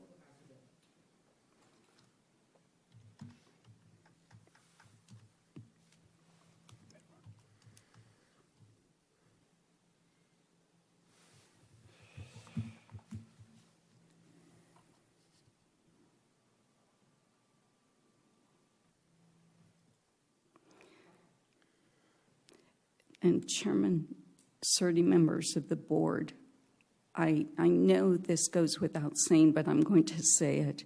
All of this is assuming no internal inequity is created.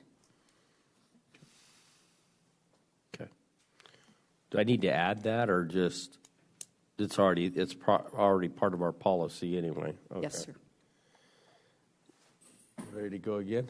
Mr. Okay. Chairman, members of the board, if I could interject right now, the way that it reads is after that 6 months, you will bring them up to the midpoint. Was it your intention to bring them up to the midpoint, or No. any place not to exceed the midpoint? Yeah. You have Clarity, yes. There you go. Yeah.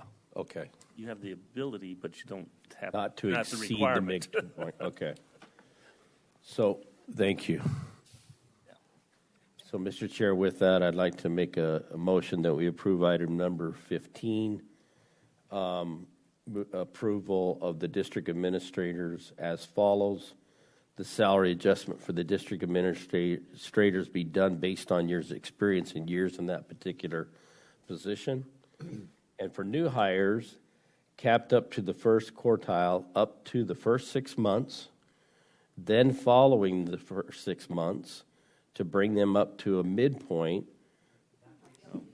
the ability to bring them up to midpoint without further board action. Above midpoint will require a supermajority. Does that work? Everybody's nodding their head. Do we have a second? Is council nodding That's your heads call. too? I still think for clarity, you should put that it should not exceed the midpoint. That be brought up to, I thought I did. not to exceed the midpoint. Okay. A salary can be increased not to exceed the midpoint. Up to, but not to exceed. Can I get a second on that, as it's said, or is it too convoluted? Okay, I will do. Yes. I'm going to let him read it again. Maybe I should have let Miller do this. Okay. All right, let's do it. Are we able to erase all that other stuff? Yeah, okay, good. Mr. Chair, I'd like to make a motion that we approve item number 15, which gives approval for our district administrators as follows. The salary adjustment for the district administrators be done based on years' experience and years in that particular position. For any new hires to be capped up to the first quartile, up to the first 6 months. Then after the first 6 months, the ability to bring them up to not to exceed the midpoint without further board action. Above midpoint would require a supermajority. I'm seeing head nodding, and I'll ask for a second on that. Second. All in favor? Aye. Any opposed? Nikes. Okay, does anyone have anything for future agendas? Thank you, Ms. Shepherd. Mr. Goodman. Mr. Chair, I'd like us to probably look at, and we have some conflicts at various times with our Wednesday meetings. For instance, MAG that I sit on, which is our specific, a lot of planning for a lot of our roads and infrastructure goes through MAG. And so it's very difficult for me to get on those meetings on Wednesdays whenever we're holding our board meeting. And so we can provide a schedule for everybody. We'll get the schedule of MAGs and we'll present that. But I'd like to see if that's a possibility that we can make some adjustments. Discussion of flexibility of dates and times of meetings. Thank you. Yeah. Those MAG meetings have always been a little bit of a challenge for us to attend, you know. So that's very important for it's important that transportation. we're there at those meetings. So we will look into that. Yeah, Mr. Chairman, if we could, that'd be great. It's the same for the management committee as well. So from the management side, it's been difficult for us to participate in MAG. And significant transportation dollars are in that area. If you remember some of our other maps, in our previous PRTA plan, MAG had the highest dollar value of road work in it. So it's important for us. Okay. Anyone else? Before I adjourn the meeting, I've heard a rumor that it may be the birthday of one of the supervisors from the far western end of the county. Anyway. It is my birthday. It is true. So, yes, there we go. Now we'll be adjourned.